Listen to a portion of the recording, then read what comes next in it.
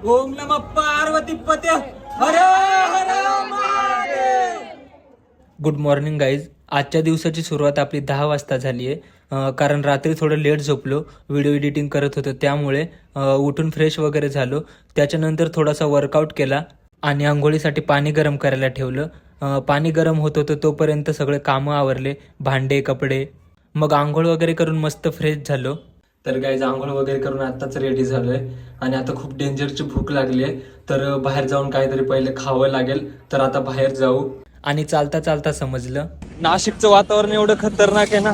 सकाळी एवढी थंडी असते आणि दुपारी आता एवढं गरम होतोय आणि कधी मध्ये तर संध्याकाळी पाऊस पण पडून जातो. काहीच सांगता येत नाही नाशिकचं वातावरण कसं चालतंय ते. फायनली पोचलो नाश्ता करायला आणि वडापाव खाऊन थोडंसं बरं वाटलं. साईडला बघतोय तर सगळीकडे पतंगच्याच दुकान होत्या. मग येता येता भाऊ भेटला. मग काय आलो त्याच्यासोबत. भावाने मला रूमला सोडलं आणि गेला तो. मग जाता जाता दुकानावरून मॅगी घेऊन गेलो. आता मॅगी वगैरे बनवतो आणि खातो मस्त पैकी. तर पोचलोय आता रूमला आणि आता मॅगी बनवणार आहे. तर मॅगी बनवते आता. 2 मिनिटात आपली मॅगी रेडी होऊन जाईल. तर मॅगी मसाला वगैरे टाकून दिलाय आता. आता थोडं अजून पाणी टाकून देतो आणि आपली मॅगी आता मॅगी पण टाकून देऊ त्याच्यामध्ये. तर ही बघा आपली मॅगी आता रेडी होऊन जाईल. ते फक्त ऍड मध्ये दाखवतात की 2 मिनिटात मॅगी रेडी होते, पण 10-15 मिनिटं तर कसे पण लागतात. आणि मॅगी एवढं भारी बनवायला लागलोय ना, मला आता असं वाटतं की कुठेतरी काहीतरी बिझनेस करावं हॉटेलचं आणि तिथे तरी थोडेफार पैसे येतील. कारण शिक्षण करून मला माझं पुढचं करिअर काहीच दिसत नाहीये. Just kidding guys. आपली मॅगी आता रेडी झालीय. टेस्ट करून बघतो की कशी लागते. एकदम भारी झाली आहे, भारी लागते. मॅगी खाता खाता एका मित्राचा कॉल आला की तो बोलला बाहेर जायचंय. तर आता बाहेर जातोय. तर जाता जाता अचानक प्लॅन झाला. आता आम्ही चाललोय पंचवटीला. जाता जाता सगळीकडे पतंगचेच दुकानं. तर गाईज फायनली आपण पंचवटीमध्ये पोहोचलोय. हे बघा. आणि आपला रोहित भाऊ गाडी चालवते.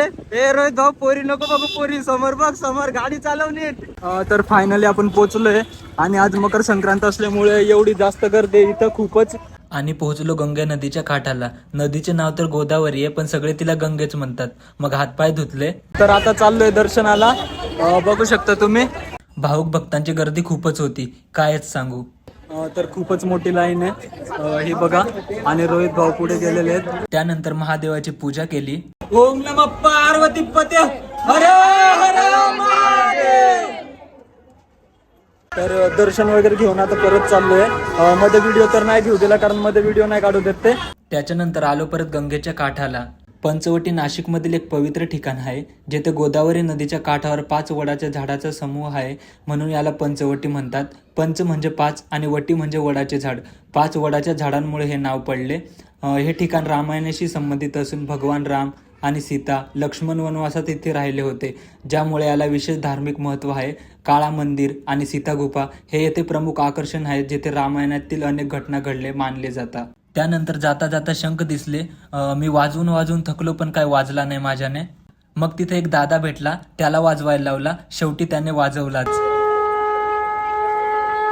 आणि जो दादा शंख विकत होता त्याच्याकडूनच घेतली पतंग उडवायला. शंख वाजून थकलो, पण शंख काय वाजला नाही. त्याने पतंग दिली उडवायला, ती पण अडकवून आलो आम्ही. आता बघू फिरू परत. अरे घे, काय घ्यायचंय तर आपलंच आहे. खूपच गर्दी आहे इथं, बघू शकता तुम्ही. आणि इथं पतंग वगैरे उडवत आहेत. मकर संक्रांत असल्यामुळे सगळेजण लय उत्साहामध्ये आणि लय खुश आहेत सगळीकडं.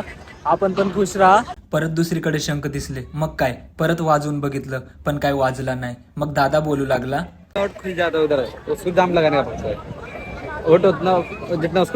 हमने उधर बजा के दिखाया, बजा के देखा, उधर नहीं बज रहा था. उधर बजा के देखा, हमने उधर बज नहीं रहा था.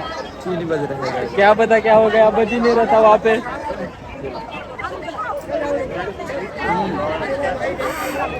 परत एकदा ट्राय केलं, मग काय वाजवला शेवटी थोडासा.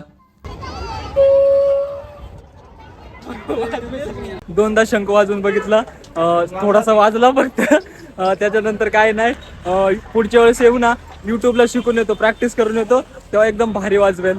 तर फिरून वगैरे आणि दर्शन वगैरे एकदम भारी झालंय. आता चाललोय परत रूमला. आणि असं एका ठिकाणी फिरलं ना तर माइंड एकदम रिलॅक्स होऊन जातं, टेन्शन वगैरे सगळं दूर होऊन जातं. त्यामुळे थोडंसं फिरत पण राहा. रॉंग साईडने टाकते भाऊ कुठं बी गाडी घालू राहिलाय.